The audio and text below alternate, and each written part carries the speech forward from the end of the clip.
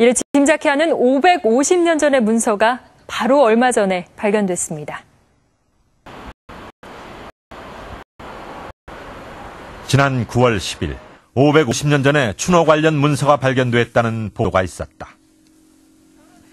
낡고 해진 한 장짜리 고문서에는 서울에 거주하는 안호란 양반이 도망간 노비를 찾기 위해 관의 힘을 빌리는 내용이 담겨 있다.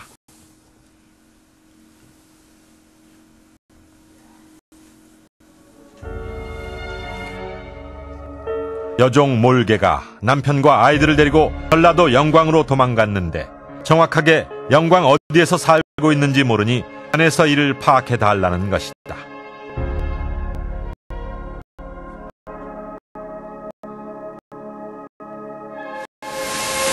한 24년간 못한 몸값을 대신 받아달라고 요청하고 있다. 거주지 이동은 법적으로 노비 입장에서 거주지 이동은 법적으로 위법사항이 아니고 다만 너희들이 신공 가격을 내지 않는 것에 대한 것은 위법적 사항이다. 그 부분들을 국가에서 책임지고 내게 해달라, 납부하게 해달라. 이것이 이 문서의 기본적인 성격이고 내용입니다. 노비인의 요구에 저도 관찰사는 안씨 집안 노비 관련 문서를 조사해서 사실을 확인한 뒤 몸값을 받을 수 있도록 협조하라고 영광 군수에게 지시하고 있다. 양반들이 개인적인 이해관계 해결에 관의 힘을 빌렸다는 것을 드러내는 부분이다. 추노를 왜 관료들 또는 관적인 제도적으로 보장해 줬는가, 그 부분들은 양반들의 이해관계를 제일 우선적으로 조선 국가에서는 보장했기 때문에 그렇고, 그런 부분들이 국정 전반적으로 우선순위에 있어서 양반들의 이해관계를 도모해 줬는데, 따라서 양반이란 제일 추각해서 말하면은 특권 그룹이다. 그 특권의 하나로서 그들의 가장 재산적으로 이해관계가 첨예화되어 있던 추노 부분들도 양반 국가에서 이 시스템을 이용해서 제도적으로 보장을 해 주었던 것입니다. 양반들은 노비를 늘리기 위해 호적을 위조하여 멀쩡한 양인을 자신의 노비로 만드는 경우도 있었다. 1586년 3월 14일 원고 이지도는 자신의 주장을 뒷받침하는 증거로 피고 다물살이의 호적을 내세운다.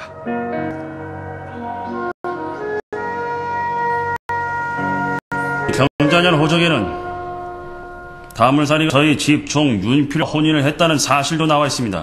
이렇게 호적이 명백한데 어찌 이를 아니라 한다 말씀입니까? 그 호적은 거짓입니다. 암록입니다.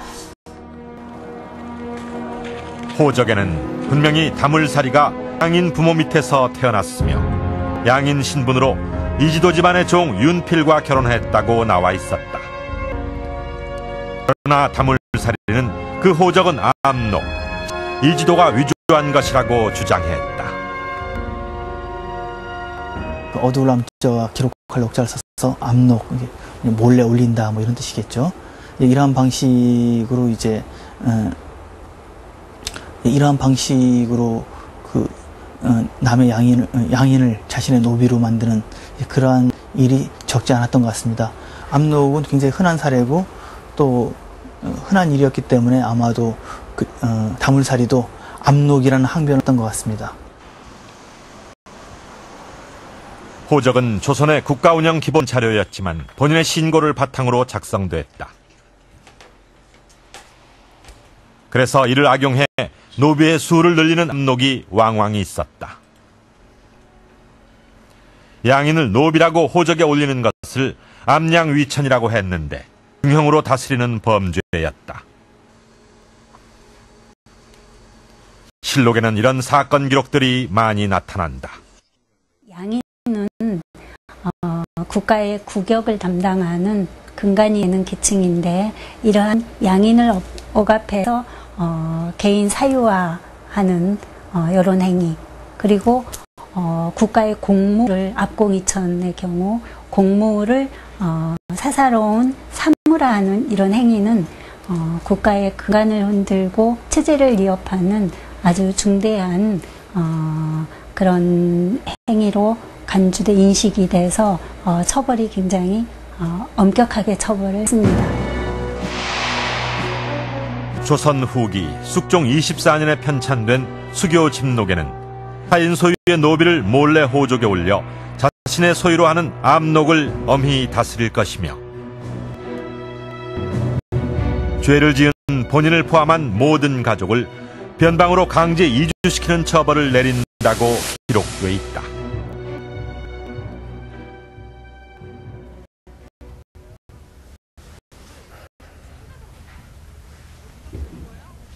물살이의 암록 주장에 대해 이지도 측은 어떻게 맞섰을까? 다시 증인 조승진의 말을 들어보자. 그러니까 그저 들은 얘기란 말이구나. 그렇습니다.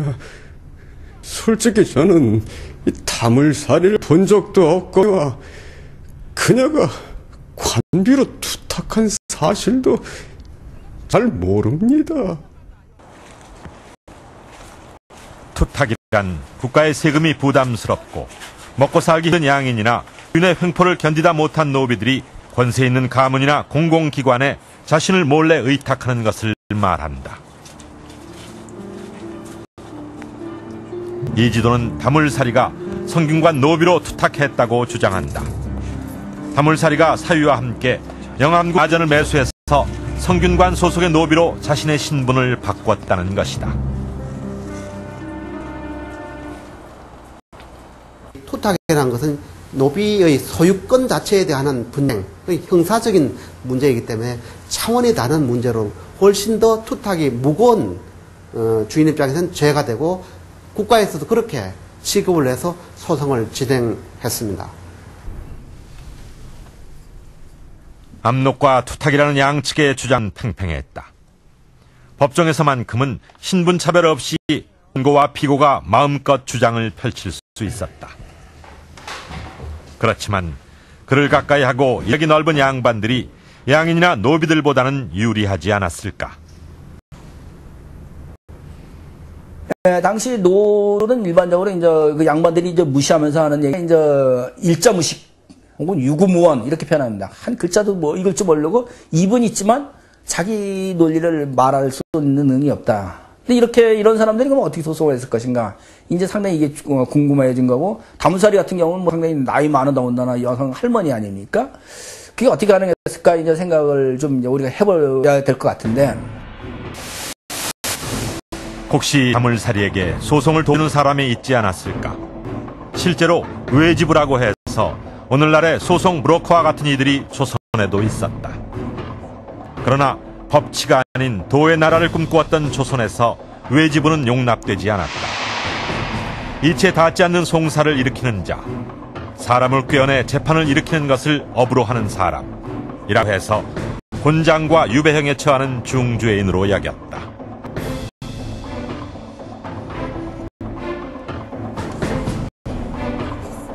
다물살이가 외지의 도움을 받았는지는 정확히 알 수 없다.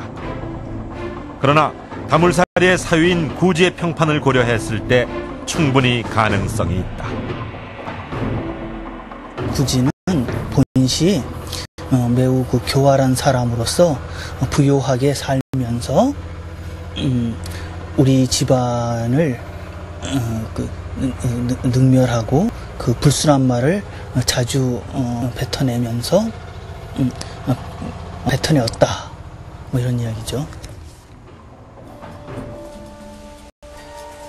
양반 이지도는 다물살이의 사위인 구지가 매우 부유하고 또 난폭한 사람이라고 진술했다.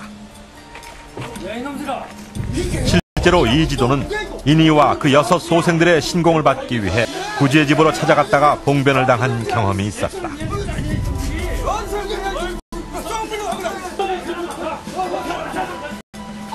이지도는 다물살이가 성균관 노비로 투탁하도록 한 배후에는 구지가 있다고 주장하기도 했다. 구지는 노비였다. 그런데도 양반에게 강하게 저항했다. 어떻게 이것이 가능했을까? 구지의 사회적 지위가 주인에 비해서 상대적으로 그렇게 열악하지 않고 그런 사회적 경제적 지위를 배경을 해가지고